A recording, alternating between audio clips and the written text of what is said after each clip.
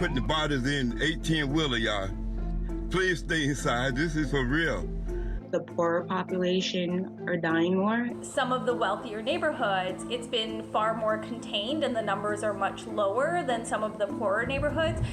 We're working with crematories outside of the state because they're just so inundated here. It's unlike anything I've ever seen.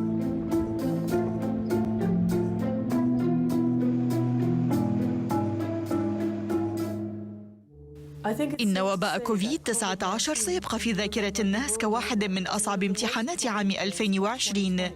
بنهاية آذار كانت الولايات المتحدة أكثر بلد عانى من الفيروس. صديقتي ماريا تعيش في نيويورك وطلبت منها أن تصف ما يحدث لديها إبان الجائحة.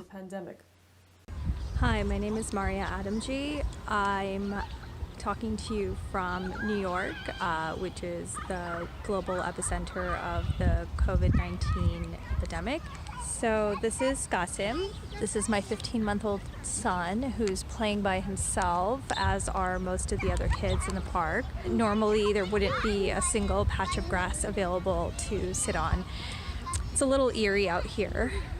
So quarantine in New York is a little bizarre because there's like two worlds, right? So we're in a world where we feel very isolated. We're working from home, but we're still working. And then there's this like other part of New York that we don't see when you look at like the map of how COVID is splitting. Some of the wealthier neighborhoods, it's been far more contained and the numbers are much lower than some of the poorer neighborhoods. It's like two different worlds. Like I don't know what's going on over there, to be honest. This is our empty city. It's pretty crazy. I got married, so I moved to New York 10 years ago. Before that, I was in Toronto. That's where I grew up. Ever since I got to New York, it's like this bizarre, crazy, manic, disgusting, gritty, fun, incredible place, and you just get hooked. And now we're in Brooklyn. They used to work on Wall Street. We live in Park Slope in Brooklyn.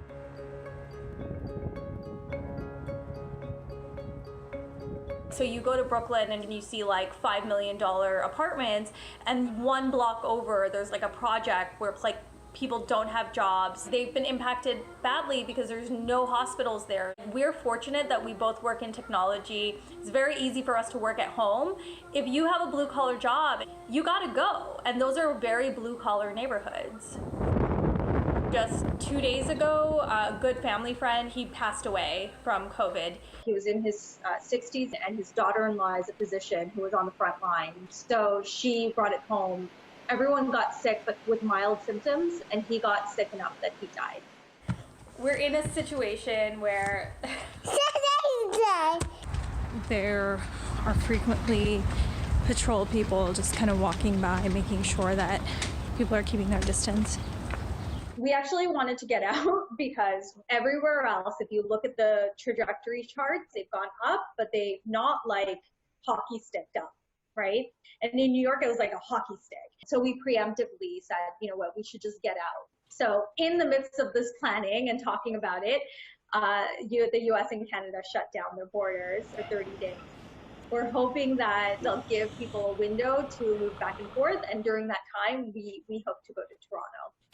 I think it's much safer in Canada. In the most simplistic way, like healthcare is free. When you're sick, that matters a lot. I'm scared of getting sick. I'm scared of getting my son sick. I'm scared of anyone in my family getting sick. I'm scared of like crime and looting and like people just losing their patience. So I wake up every morning and I'm like, it's a new day. It's going to be great. And then by the end of the day, I'm like, 300 people died today. And I feel like that circle is slowly closing in on where we live. This is for real. This is real. This is right here in Brooklyn. This is right at Brooklyn Hospital. Y'all, this is for real. They're putting the bodies in 18-wheeler, y'all. Please stay inside. This is for real. أثناء حديثي مع ماريا قررت أن أستوضح أي أحياء في نيويورك تضررت أكثر من غيرها، وبناء على ما قالت رأيت أن الحديث يدور في الغالب عن الأحياء الفقيرة. We're outside the funeral parlor, which is on the way to school, and there's 2 U-Haul trucks moving bodies. I've tracked the death rate in the city. The city usually has been doing about 147 deaths per day. And now we're having day after day of 700 or 800, per day, just from the virus. That's why we're so inundated.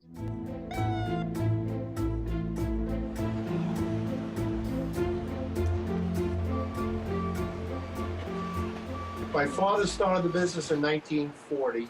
There's probably 10 times the amount of people in Elmhurst from when I lived here as a kid. Where there were 12 families, now there's probably 300 families. With no consequence of the sewers, the schools, the parking, the garbage. And there's a number of hospitals that have closed down over the years. So it's just made it more difficult for one hospital to cover the area that 10 did. Elmhurst became the focal point because right in the beginning, they had 13 deaths in one day. And then after 4 or 5 days, all of a sudden, it just kind of exploded. There are families who their loved one was taken to the hospital because they were sick, and they can't go into the hospital to visit them because the hospital's closed to families. The person dies and the body comes to a funeral home. And we're at risk, so we're telling them, we can't let you in. So if they go to the hospital, and that's the last time they saw them, basically, if they end up dying. Yes, yep, exactly. I do take photos for folks. I mean, I've had a few people begging me. I don't like the liability aspect of it per se, but I feel for these folks. The crematories are not letting anybody in. They don't even let the funeral home in. The cemeteries will let anywhere from like 2 to 3 people in, but you have to stay in your car and watch the burial from there.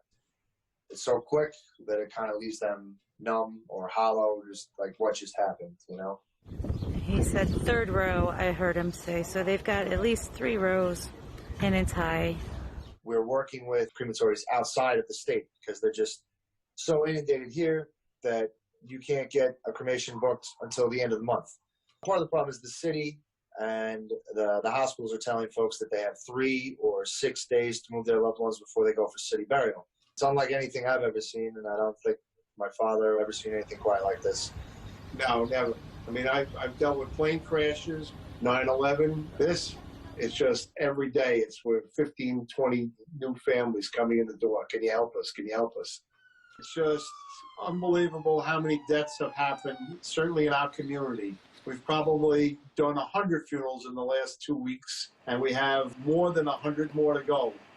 I'm going to do probably almost as much work inside of a month that I did all of last year. We're doing the best we can, but we have a small staff here. There's only 4 of us. We're working around the clock pretty much. We're exhausted. I've isolated myself here at the funeral home. I worry a little bit about my father and my uncle. They say they're in good shape, but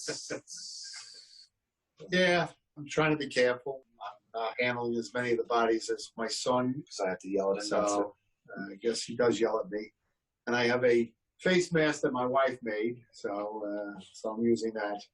So I have a pink one and a gray one. So she didn't want me to take the pink one, but I told her I was in touch with my feminine side. So I don't have time to think about it. I have 140 funeral folders sitting on my table. I mean, I had a buttered roll at 6 o'clock this morning in the a.m. for breakfast, and I haven't eaten since. The busy have no time for tears. We'll maybe look back on this when it's done and think differently, but for now, you're just kind of in it, so you just keep going. بت متشوقة لأن أعرف لماذا مستوى الوفيات أعلى إلى هذه الدرجة في الأحياء الفقيرة. اتصلت بكيشا التي تعيش في ذلك الحي حيث ظهر المريض الأول. You're breathing your nose back. It's hard for you to breathe with it on. Move up. Go over. Take it off. You have to put it on. She has her mask on. Yes, she does.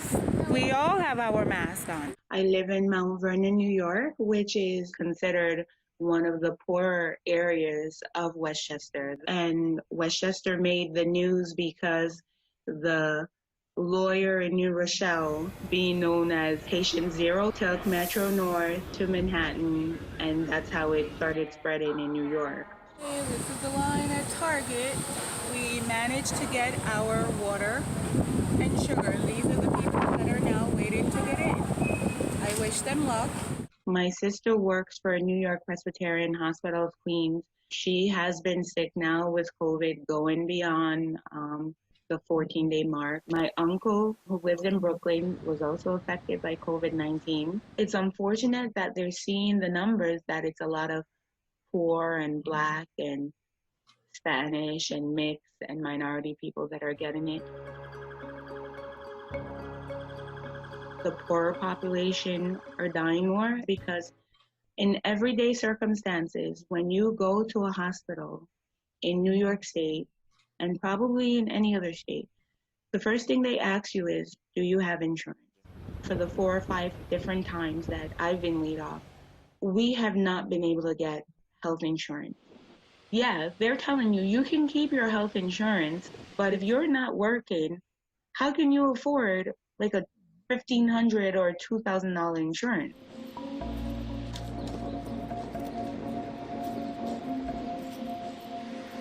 They don't take your case seriously when you don't have insurance, because at the end of the day, the hospitals look at how are they going to get paid.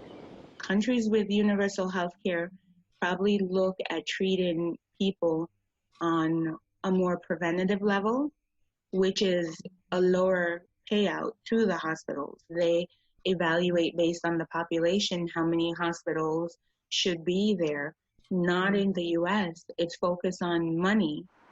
We have one hospital, Montefiore Mount Vernon Hospital, and from last year, they have been fighting to shut it down. They feel that it's not making enough money, so therefore it's not needed. Although that's the only hospital in Mount Vernon, a very overpopulated, poor area. I definitely do think that because the hospitals are for-profit, they are in the areas that give them more income.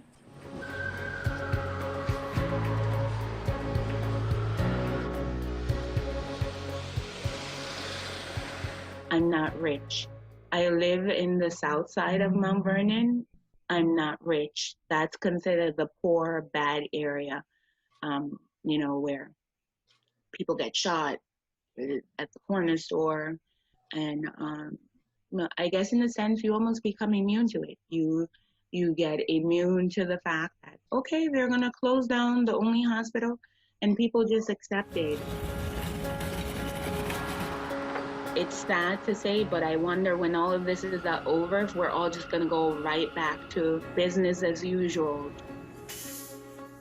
I hope that we come out of this being kinder, gentler to each other, and that the hospital systems focus on quality healthcare and not just profit, and that we no longer see each other as rich or poor, or, Black versus white, because we're all dying from it. It doesn't discriminate.